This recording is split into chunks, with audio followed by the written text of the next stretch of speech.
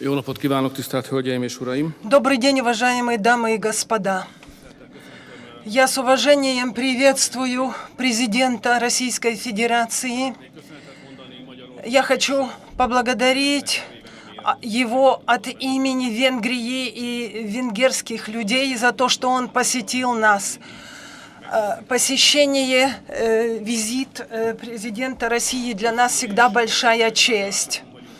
Мы провели длительные, очень успешные переговоры.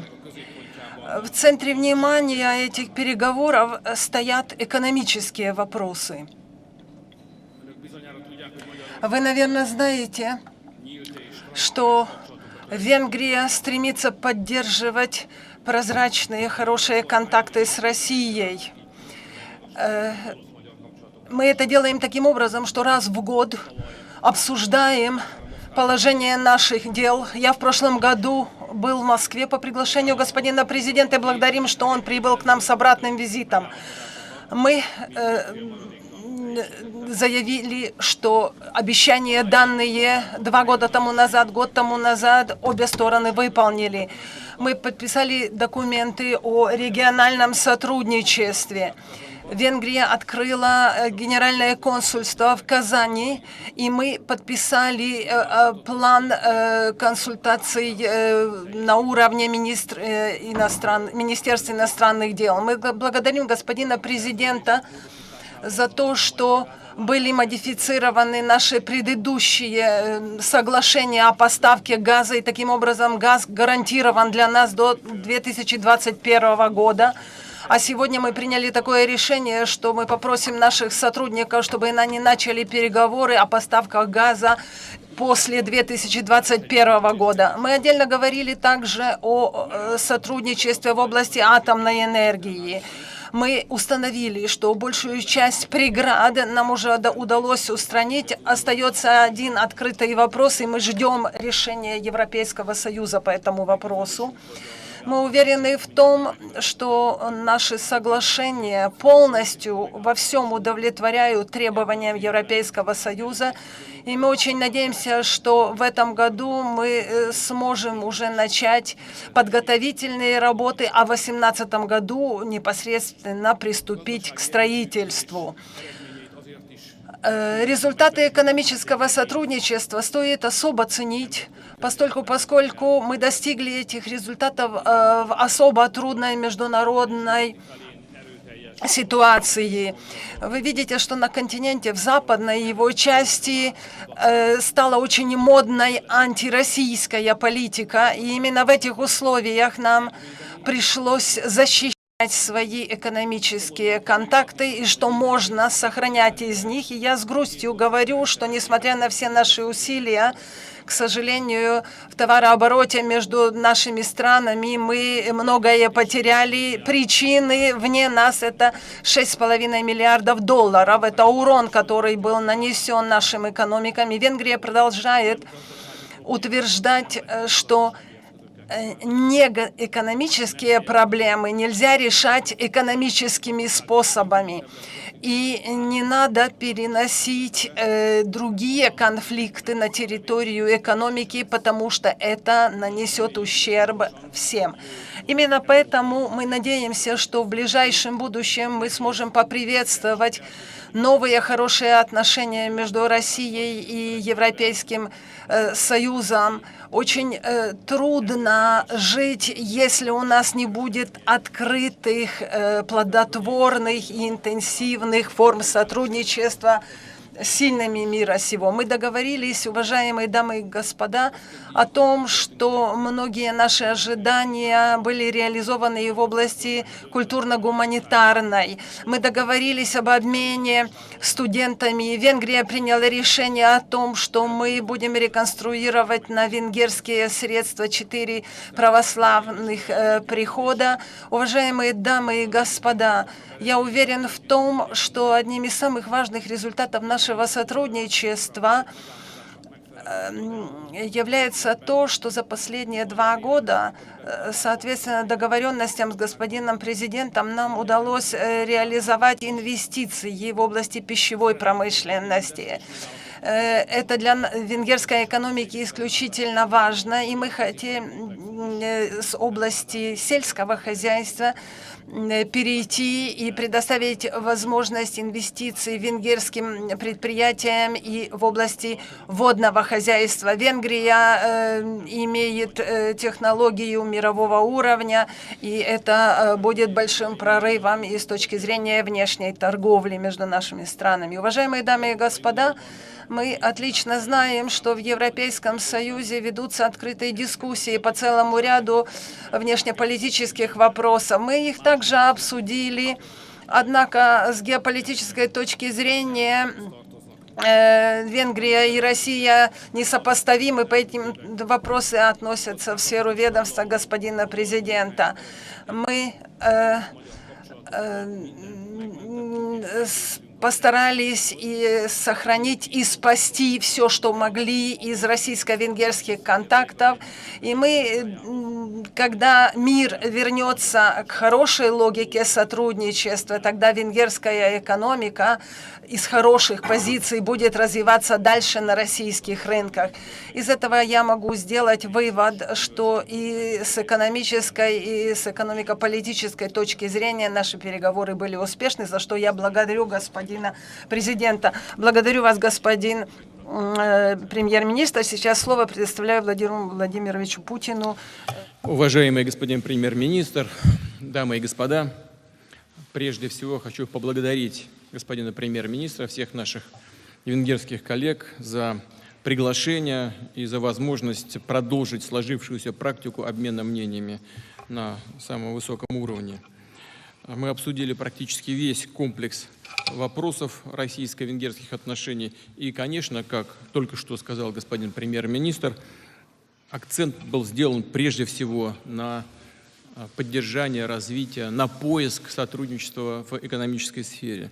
Мы ценим настрой венгерского руководства на последовательное развитие взаимовыгодного сотрудничества с Россией. И, безусловно, Венгрия является важным и надежным партнером России в Европе. Между нашими странами налажен регулярный политический диалог, осуществляются тесные контакты на уровне Министерств иностранных дел. Эффективно работает межправительственная комиссия по экономическим вопросам. Сегодня в ходе переговоров мы также уделили первостепенное внимание, как я уже сказал, вопросам экономического взаимодействия. Я присоединяюсь, это объективные данные. К сожалению, за последние 3 года вынуждены констатировать в двухстороннем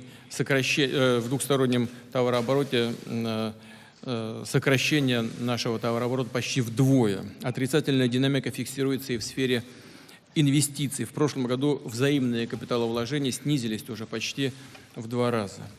Такое положение дел, разумеется, не может никого устраивать. В этой связи были рассмотрены и намечены конкретные меры по активизации взаимной торговли и инвестиций. Господин премьер-министр только что сказал об одной из таких возможностей. Это о том, чтобы расширить сферу применения этих инвестиций во взаимной пользе в экономиках как России, так и Венгрии. В частности, договорились наращивать совместную работу в сфере энергетики. Большое значение придаем реализуемому «Газпромом» проекту строительства 2 новых энергоблоков на атомной электростанции Пакш. Стоимость, напомню, 12 миллиардов евро. Эта атомная электростанция, как известно, уже давно работает в Венгрии. Сейчас уже производит почти 40% электроэнергии, вырабатываемой в Венгрии. Ввод в строй дополнительной мощности позволит удвоить объемы выработки электроэнергии, удовлетворив спрос на электроэнергию, необходимую для запуска новых производств в Венгрии. Будут созданы и качественные новые рабочие места, порядка 10 тысяч. Хорошие перспективы для наращивания сотрудничества имеются и в нефтегазовой сфере. Сегодня значительный объем углеводородов, используемый в Венгрии, поставляется именно из нашей страны. Ну и кроме всего прочего, конечно, Венгрия является надежным звеном в транзите российского топлива в страны Западной Европы. Венгрия успешно участвует в освоении углеводородных запасов на российской территории. Венгерский энергетический концерн МОЛ разрабатывает нефтяные залежи Западной Сибири России и собирается наращивать объем добычи. В настоящее время уже дочка МОЛа добывает в России 590 тысяч тонн нефти в год. В ходе переговоров мы условились энергичнее укреплять и промышленную кооперацию, в том числе в высокотехнологичных и наукоемких отраслях. Отмечу, что с использованием российских композитных материалов в Венгрии налажен выпуск пассажирских автобусов. На основе наших технологий осуществляется модернизация подвижного состава Будапештского метрополитена. В планах совместное производство и поставки железнодорожных вагонов на рынке третьих стран. Венгерские компании активно работают в российской фармацевтической промышленности и в нашем агропроме. Установлены тесные партнерские связи между всеми 19 венгерскими областями и более чем 50 субъектами Российской Федерации.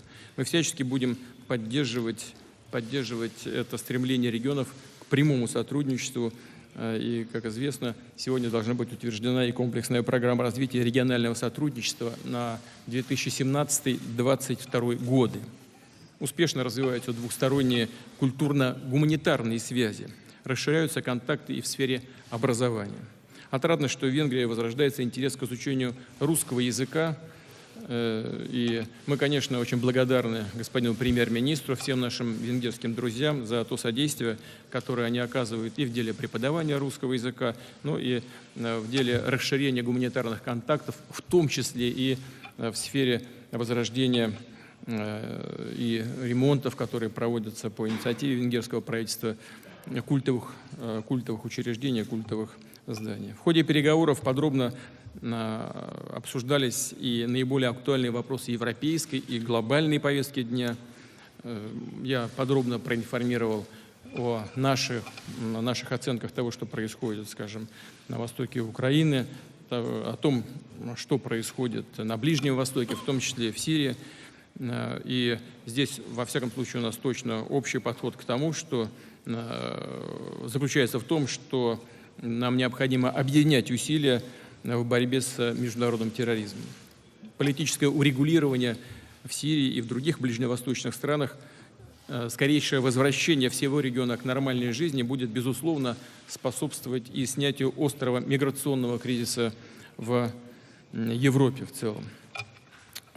Я очень рассчитываю на то, что мы будем активно взаимодействовать с нашими венгерскими партнерами по всем этим направлениям. И в заключение хочу еще раз поблагодарить венгерских партнеров и господина премьер-министра за радушный прием, за содержательные и продуктивные переговоры. У нас еще намечена вторая часть. Мы сейчас с участием наших министров продолжим эту дискуссию, но уже начало работы в узком составе показывает, что настрой на достижение конкретных договоренностей имеется с обеих сторон. Благодарю вас за внимание. Jó napot kívánok, Mészáros László vagyok, az M1 hírcsatornától. Orbán Viktor miniszterelnök úrtól kérdezném. Задаю вопрос господину Виктору Орбану. Как вы видите то международное пространство, где Россия и Венгрия может сотрудничать в дальнейшем? Есть ли тут какие-то изменения? Конечно, вместе с национальной гордостью мы должны отдавать себе отчет в том, что Россия и Венгрия движется в разных измерениях. Это касается военных, геополитических, внешнеполитических вопросов. Но я считаю, что самыми лучшими человеческими качествами является то, когда человек знает, где его место, и если человек берет на себя такую роль и ставит перед собой такую цель, которая соответствует весу, размеру и влиянию страны. Поэтому, когда господин президент проинформировал нас о положении в Сирии, мы к миротворческим действиям можем присоединиться только к тем, которые направлены на защиту христианского сообщества, потому что защиту христианских сообществ мы считаем очень важным во всем мире. То есть Венгрия может присоединиться к разрешению международных вопросов даже там, где она главную роль не играет. Очень мы благодарны за информацию господина президента. А что касается международной арены мы все чувствуем, это как бы висит в воздухе, что в мире происходят очень серьезные изменения. И мы считаем, что те изменения, которые сейчас происходят, они создают более благоприятные условия для европейско-российского, и в том числе и венгеро-российского сотрудничества. Лучше будет, чем было раньше. То есть я с надеждой смотрю на последующие годы, и я думаю, что основным условием европейского мира являются уравновешенные контакты между Россией и Европейским Союзом. Благодарю вас. Следующий вопрос Ориго. Добрый день, я Андраш Ковач из Ориго. Перед переговорами были вести в прессе, что в центре внимания переговоров будут вопросы энергетического характера. Говорили ли вы о том, что Северный поток каким-то образом будет направлен в Венгрию, и о том, что будут ли новые переговоры, связанные с пакским кредитом? Благодарю вас. Что касается последнего вопроса, об этом мы не говорили. Конечно, финансовое положение Венгрии в международном экономическом пространстве улучшилось за последнее время, но у нас есть хорошая договоренность с Россией, мы не хотим ею рисковать. Мы стремимся к ее реализации. Мы ждем, не дождемся, чтобы наконец-то начались строительные работы, потому что это за атомная электростанция, которая все говорят, но никто не видел. Даже лопату, первую ямку не вырыли. То есть мы ждем этого.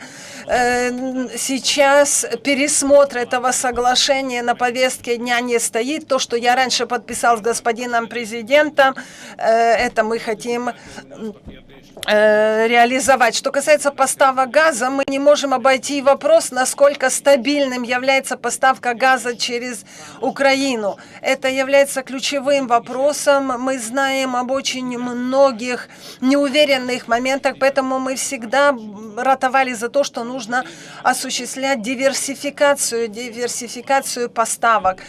То, что было бы в интересах Венгрии, Европейский Союз заблокировал.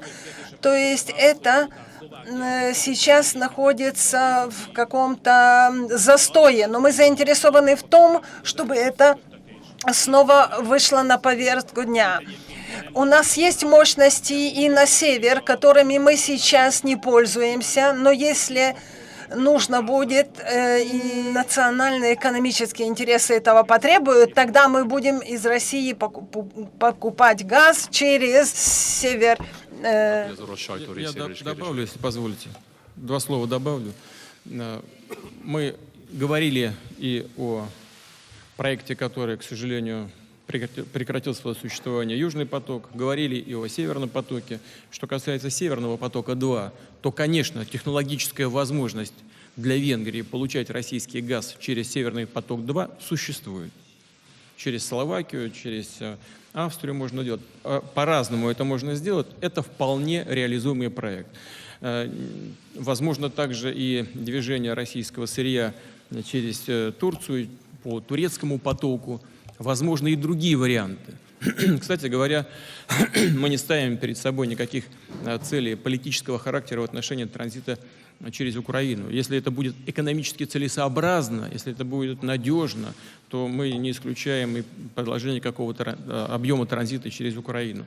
Вопрос в диверсификации и в экономической целесообразности всех этих маршрутов. Мы изучаем все возможности. Одно точно можно сказать.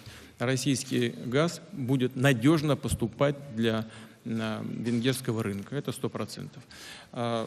Что касается других составляющих, например, того же самого проекта атомной электростанции Пакш, 12 миллиардов, я сказал, это стоит проект. 80% предполагалось за счет российского кредита. Я господина премьер-министра проинформировал о возможных других вариантах. Мы готовы отфинансировать все 100%, но тогда условия самого соглашения должны быть немножко другими. И здесь тоже возможно все к реализации. Обращаю ваше внимание на то, что, как я уже сказал, это 10 тысяч дополнительных, хорошо оплачиваемых, высокотехнологичных рабочих мест. И это, конечно, повышение надежности и работа на будущее развитие венгерской экономики в целом. Пожалуйста, теперь два вопроса подряд. Российские журналисты. Давайте начнем с газеты «Известия». Здравствуйте, Егор Сазаев-Гурьев, газета «Известия». Вопрос по Украине. Владимир Владимирович, ваша позиция по конфликту на Донбассе известна. Я хотел вас уточнить, на ваш взгляд, почему нынешняя вспышка произошла вот именно вот конкретно сейчас, в этот период? И позвольте, раз мы находимся в Венгрии, спросить у господина Орбана ваше мнение отношения ситуации на Украине, тем более то, что в Закарпатье есть венгерское меньшинство.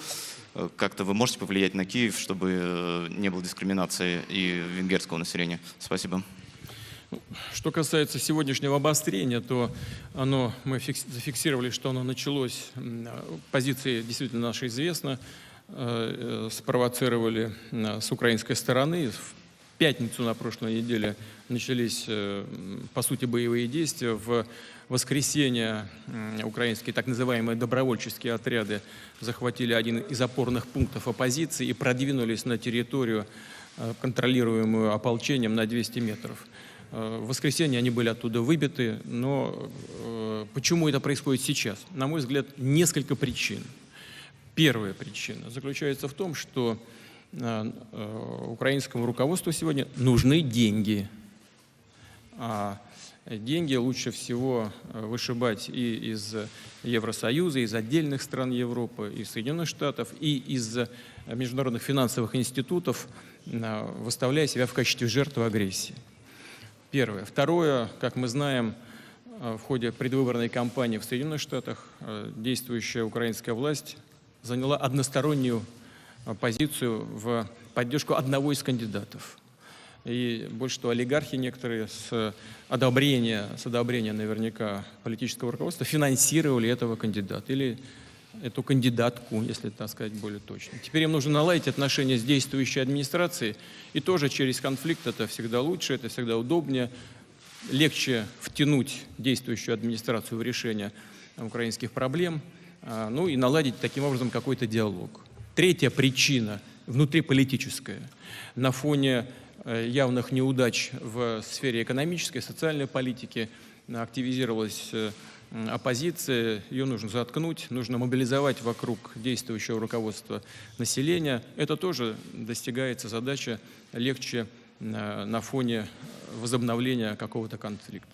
Есть еще одно соображение.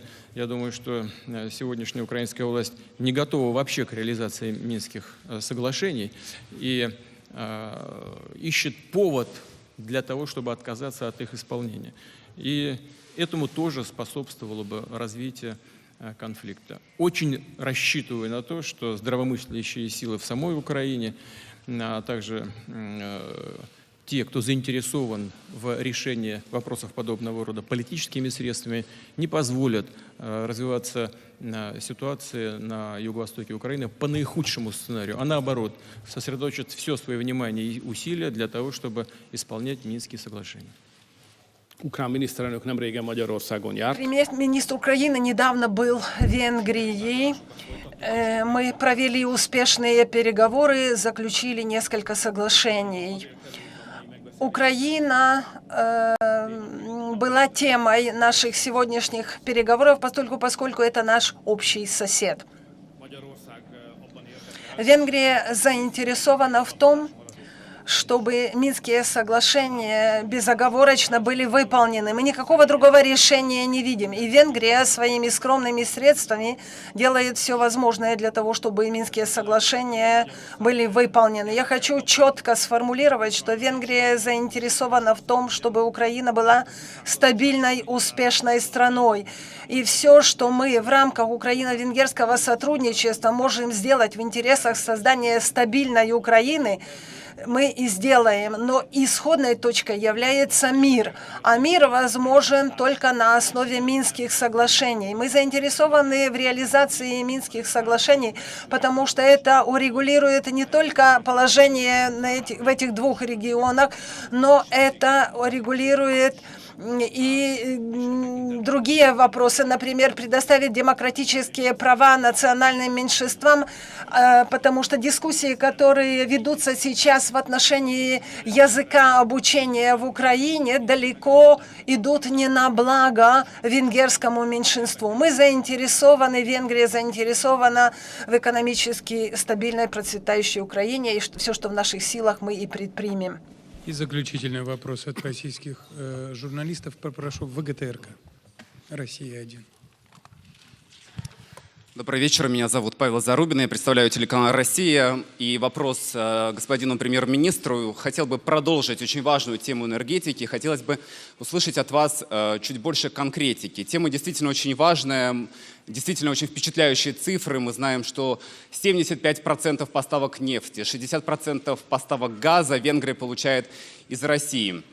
Но мы с вами помним, что Венгрия, скажем так, без особого энтузиазма отнеслась к проекту расширения Северного потока, но была заинтересована в реализации Южного потока. Южного потока, как мы с вами знаем, сейчас нет, есть турецкий поток. И вот хотелось бы узнать конкретно, какие сферы, как вы хотите взаимодействовать в этой сфере сейчас. Спасибо.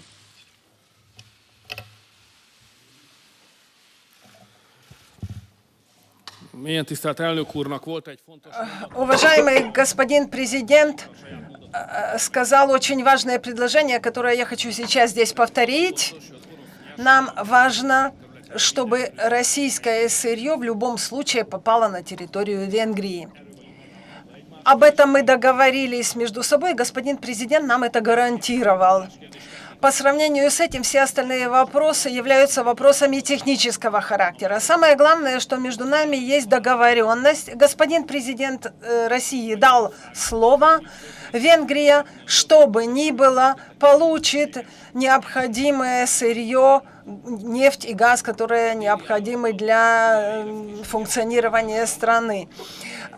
Южный поток был бы в наших интересах, но это вне нашей компетенции.